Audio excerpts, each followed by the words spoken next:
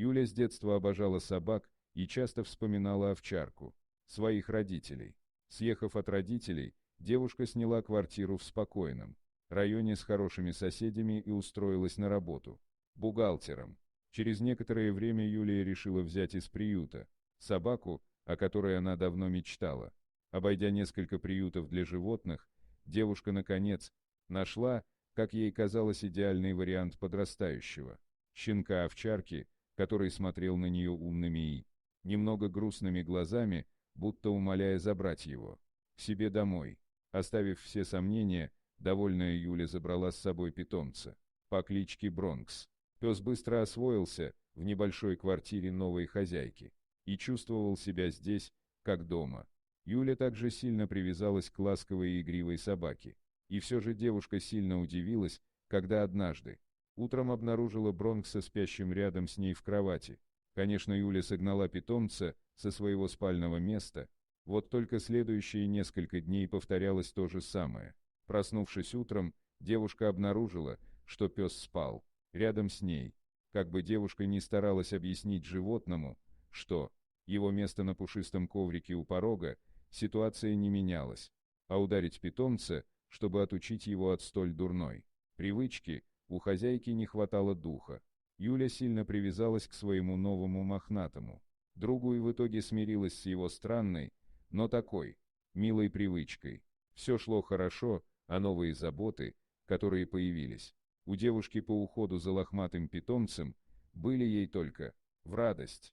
Вот только через пару недель Юля начала замечать, что она стала просыпаться совершенно обессиленной и никак не могла сползти с кровати, хотя всю свою жизнь девушка легко вставала даже без будильника. Сначала Юля не обращала на это внимания, решив, что дело в монотонной рутинной работе, которая, честно говоря, не вызывала у нее большого энтузиазма. Но с течением времени самочувствие девушки все ухудшалось, а противная слабость стала ее постоянным спутником. Поэтому Юля решила выделить время и сходить к врачу. Доктор осмотрел девушку, назначил ей несколько анализов. Вот только медицинские исследования ничего особенного не выявили, что позволяло бы поставить определенный диагноз. Расстроенная Юля рассказала врачу о своем питомце, который с недавнего времени взял привычку спать в одной кровати рядом с ней. Тогда доктор, недолго думая, пришел к выводу, что у девушки аллергия на собачью шерсть, и назначил ей несколько препаратов для подавления аллергических реакций, а также посоветовал свести до минимума контакты с животным. По возвращению домой обеспокоенная Юля последовала совету специалиста, начала пить таблетки и постаралась настойчиво объяснить Бронксу, что его место на коврике у двери.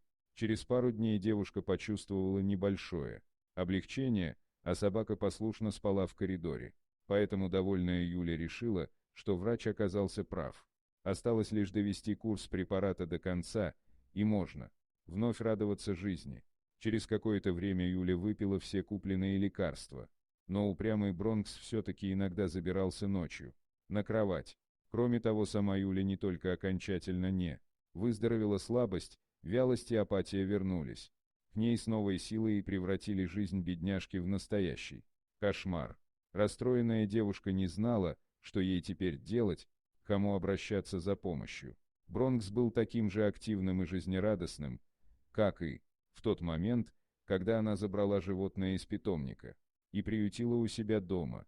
Поэтому Юля пришла к выводу, что дело не в нем. Вот только жизнь Юли, несмотря даже на довольного питомца у ее ног, стала по-настоящему невыносимой. Девушке даже пришлось взять на работе отпуск за свой счет, так как мысли постоянно путались в ее голове, и она никак не могла сосредоточиться на своих обязанностях. Когда Юля уже совершенно отчаялась и с ужасом думала, что у нее может быть смертельная болезнь, к ней в гости зашел приятель, который работал ветеринаром. Увидев печальное состояние хозяйки, узнав, что все это началось после приобретения Бронкса, знакомый настойчиво посоветовал Юле привести собаку в его ветеринарную клинику, чтобы подтвердить или опровергнуть возникшие у него подозрения. Ситуация девушки была безвыходной, поэтому ей пришлось последовать совету ветеринара. Однако при внешнем осмотре Бронкса ничего не удалось обнаружить, поэтому у пса взяли несколько редких и довольно дорогих анализов, результатов которых пришлось ждать целую неделю. Эта неделя показалась ослабшей до невозможности Юли настоящим адом, а когда наконец раздался звонок от знакомого ветеринара, она сразу же взяла трубку. Мужчина взволнованным голосом сообщил Юле, что она подхватила от Бронкса очень редкую, чрезвычайно опасную болезнь, которую невозможно выявить, не проведя специальных исследований. Страшное заболевание редко передается от собак людям, а в случае с Юлей это случилось из-за постоянного близкого контакта с питомцем. Скорее всего, в тот момент, когда они спали рядом, ветеринар назначил для Юли и ее питомца срочный курс очень мощных антибиотиков, добавив при этом, что если бы девушка протянула еще немного, то все закончилось бы для нее очень печально. При этом у самого Бронкса болезнь никак не проявлялась, он был лишь ее переносчиком. Юля сразу начала принимать лекарства, так же, как и ее питомец. Закончив курс, девушка почувствовала значительное облегчение, а результаты повторных анализов показали, что болезни больше не было. В тот день Юлия наконец вздохнула с облегчением, крепко обняв своего питомца, который ненароком чуть не погубил ее, а еще она позволила любимому питомцу засыпать рядышком с ней на ее большой мягкой кровати.